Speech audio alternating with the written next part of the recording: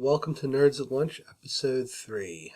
This isn't going to be a full episode. I had trouble with the audio recording last week, so we don't get a full episode 3. And I'm going to do this without edits because I don't really have a lot of time to edit this. Sorry for any audio issues. There's probably not going to be any background music, and you can probably hear my dog. Sorry. I'm going to read the news this week. Just get it out of the way real quick, and I promise we'll have a full episode up for you guys next week. Lots of good stuff in it. So right to the news. The first matter of business: author Terry Prattchett died last week. He was you might not be familiar with him. He wasn't big in America, but he was very prolific. He did the Discworld series. He did a lot of work with Neil Gaiman. You might have read Good Omens. That's probably the only book they did together, to the best of my knowledge. He was a very hilarious writer, and by all accounts, a really nice guy. I don't know.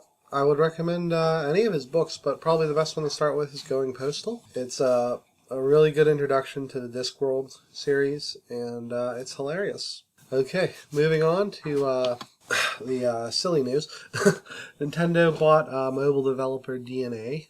They bought shares in it, 10%, I believe. They will not be making mobile games for Nintendo. Nintendo will be making mobile games, and DeNA will be providing a platform to publish them. Sort of like Steam for mobile phones. Their service is a Japan-only thing right now, so I can't really speak to it.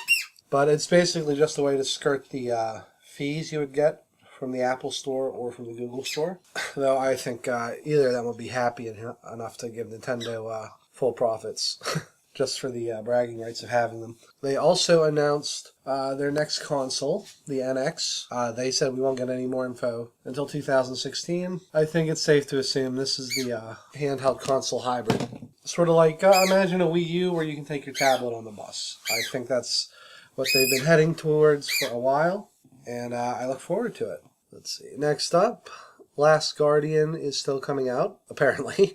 Sony's trying to renew the trademark. They let it lapse by accident. We talked about this a little in the old recording, but it's not coming out. Just forget about Last Guardian, everybody. It's not real. It was never real. Just move on with your lives. It was a video that will never matter. Codename S.T.E.A.M came out last week. Mark played it. By all accounts, he liked it. There were some issues, but he said nothing major.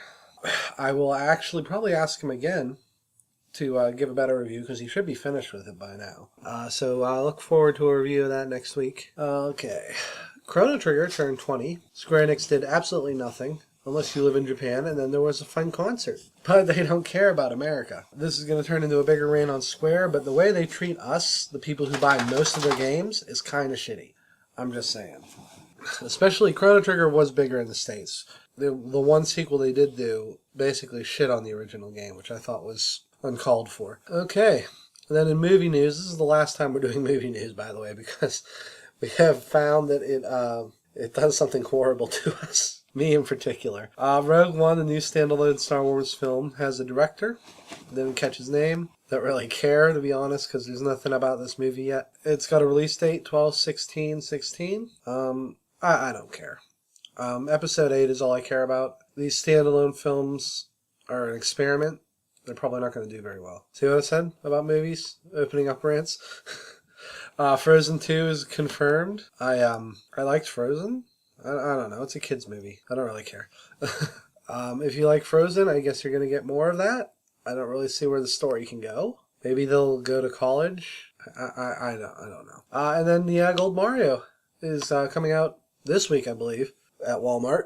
We'll talk about that more in next week's show, but Steve mentioned that it might unlock some extra features in Mario Party 10. I can't imagine they would do that, but store exclusives are kind of a scam if you're not familiar with retail. Basically, a company will say, listen, you're going to sell these toys everywhere, but we want people to come to our store. So we're going to give you $100,000 for an exclusive figure. This works better in action figures because generally you don't need to buy a whole set of action figures. You buy the ones you like. That's all there is to it. Marvel Legends, if you ever collected those, did that. And it didn't really make a big deal until they started doing Build-A-Figures. Then that got messy. For Amiibo, as you can imagine, most people want to collect the whole set because they're just figures that they aren't going to make again. Like, I don't think we're going to get Little Mac or Wii Fit Trainer. And the exclusive system doesn't work. It's an American-only thing. It's kind of scummy. We might do an Amiibo show. Probably just be me, Pat, and Mark, because we've all worked in, maybe Steve. We've worked in retail. I personally have tons of experience with the nonsense that is store exclusives. But I haven't been able to really put together a decent amount of content on Amiibos, just release dates. So we'll probably skip that until I can get something more substantial. And then our main topic this week was Project Ukulele.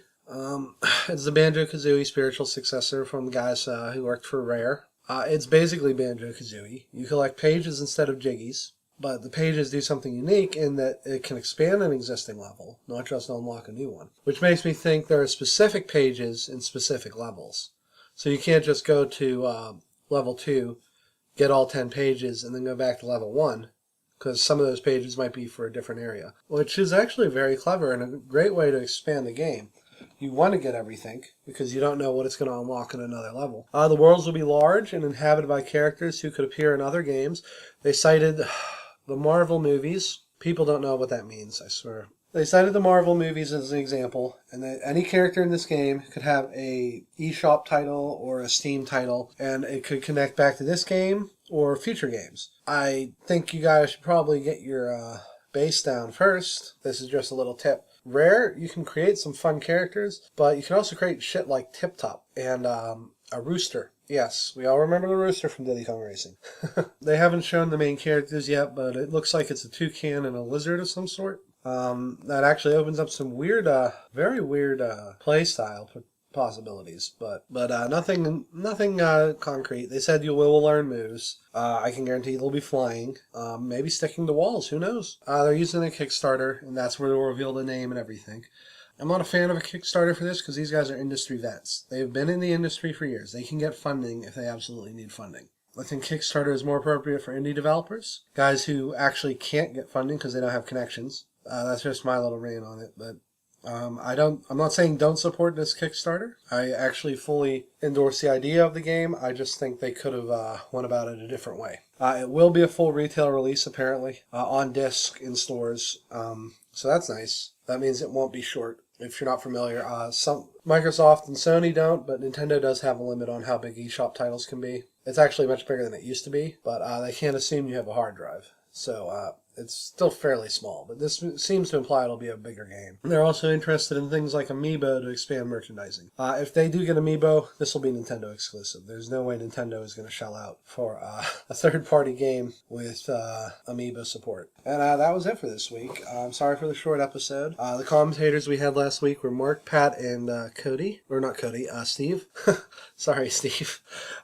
We had a lot of audio issues again, and we actually lost Steve partway through the recording and did not notice. I will try to fix that in the future. But I want to thank anyone who's still listening. You can find us on Twitter at Nerds at Lunch.